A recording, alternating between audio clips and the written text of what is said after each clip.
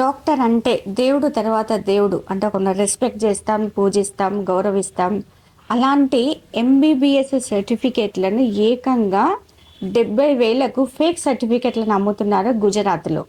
పోలీసులైతే fake సర్టిఫికేట్‌లను అమ్మేవారిని already ఆ fake సర్టిఫికేట్‌లను తీసుకొని డాక్టర్‌గా చెలామణి అవుతూ చాలా సంపాదించుకున్న వాళ్ళు కూడా లెక్కలేనంత మంది ఉన్నారు. అంటే దేనితోనైనా వ్యాపారం చేయండి. కానీ ఒక ప్రాణాలతో వ్యాపారం చేయడం ఏంటి? డాక్టర్ అనే పదానికి అర్థం ఏంటి?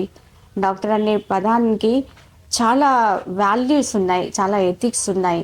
ఒక ప్రాణాన్ని కాపాడడానికి సాయి శక్తుల వాళ్ళకు మించిన ఎఫర్ట్స్ పెడుతుంటారు డాక్టర్స్. కానీ ఇలాంటి ఫేక్ డాక్టర్స్‌తో, ఫేక్ సర్టిఫికేట్స్‌తో ప్రజల ప్రాణాలతో చెలగాటమాడడం ఏంటి? దీనిపైన కఠినంగా చర్యలు తీసుకుంటే తప్ప ఇలాంటి వాటికి ఫుల్ స్టాప్ పెట్టలేరు. విద్యావంతులైన ఎంతోమంది నైపుణ్యం కలిగిన డాక్టర్స్ ఎంతోమంది ఉన్నారు.